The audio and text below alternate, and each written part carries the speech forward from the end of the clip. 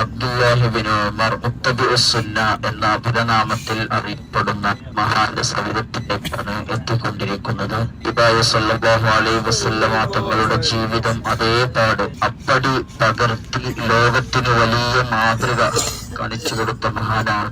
ഈ വലിയ കെട്ടിന്റെ ഉള്ളിലാണ് മഹാനായ അബ്ദുല്ലാഹിബ്നു ഉമർ റളിയല്ലാഹു അൻഹുവിന്റെ വിശ്രമം കൊണ്ട് നേരത്തെ ചരിത്രം പറഞ്ഞതൊക്കെ അവരുടേതാണ്. അൽഹംദുലില്ലാഹ് അടുത്ത് ആ തള്ളപ്പോഴൊക്കെ നമ്മളെ കാല് ആ മഹാന്മാരുടെ അടുത്തൊന്ന് കുത്താൻ കഴിയാന്നുള്ളത് നമ്മളെ പാപം പൊറുക്കാനുള്ള ഒരു കാരണമാണ്. അവരെ കുറിച്ച് പറഞ്ഞാലും നമ്മളെ ദോഷം പൊറുക്കും ഇൻഷാ അല്ലാഹ്.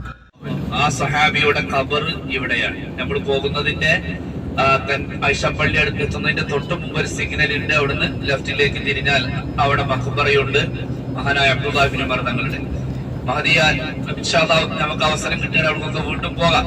നമ്മളോട് പറഞ്ഞിട്ടുണ്ട് നമ്മുടെ ഗ്രൂപ്പിന്റെ ട്രാവൽസിന്റെ 3 എണ്ണം കഴിഞ്ഞാൽ വേറെയും നമുക്ക് പോകാണ്ട് എന്ന് പറഞ്ഞിട്ടുണ്ട്. ഇൻഷാ അല്ലാഹ് അവിടേക്ക് പോകാം. അല്ലാഹു തൗഫീഖ് ചെയ്യട്ടെ. എന്തുകൊണ്ടാണ് നിങ്ങൾ ആലോചിച്ചിട്ടുണ്ടോ? ഇബ്നു ഉമർ എന്നുള്ള സ്വഹാബി മദീനയിൽ ജീവിച്ച ആളല്ലേ. അവരെ ഖബർ എങ്ങനെ ഇവിടെ വന്നു? അതിന്റെ പിന്നിലും ഒരു ചരിത്രമുണ്ട്. അതെന്താണെന്നറിയോ?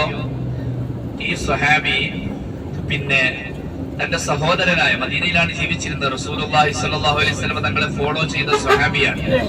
നബി എവിടെയെങ്കിലും ഒരു യാത്രയിൽ ഇരുന്നാൽ പിന്നീട് അതിലൂടെ യാത്ര ചെയ്യുന്ന ഇബ്നു ഉമർ തങ്ങൾ അവിടെ ഇരിക്കും. എന്റെ നബി ഇവിടെ ഇരുന്നതാണ്. ഒരു സ്ഥലത്ത് നബി തലതാഴ്ത്തി പോയിട്ടുണ്ടെങ്കിൽ പിന്നീട് അതിലൂടെ യാത്ര ചെയ്യുമ്പോഴും ആ സ്വഹാബി തല താഴ്ത്തി പോകും. എന്റെ നബി ഇതിലൂടെ യാത്ര ചെയ്തപ്പോൾ തല താഴ്ത്തിയിട്ടാണ് പോയത് എന്ന് പറയാം. ഇങ്ങനെ മുത്തുനബിയെ ഫോളോ ചെയ്ത അല്ലാഹുവിന്റെ റസൂലിന്റെ പേരിൽ സ്നേഹിച്ചതിന്റെ പേരിൽ മുത്തുനബിയെ ഫോളോ ചെയ്തയാള് എന്ന പേര് പോലും കിട്ടിയ മുത്തുനബിയെ പൂർണ്ണമായി പിന്തുടർച്ച ചെയ്ത ഒരു സ്വഹാബിയാണ് മഹാനായ അബ്ദുല്ലാഹിബ്നു ഉമർ. അവരുടെ മഖബറയും നമ്മൾ ഈ പോകുന്ന തനഈമിന്റെ തൊട്ടടുത്താണ്. ഇൻഷാ അല്ലാഹ് അല്ലാഹു തൗഫീഖ് ചെയ്താൽ നമുക്ക് അങ്ങോട്ട് പോകാം.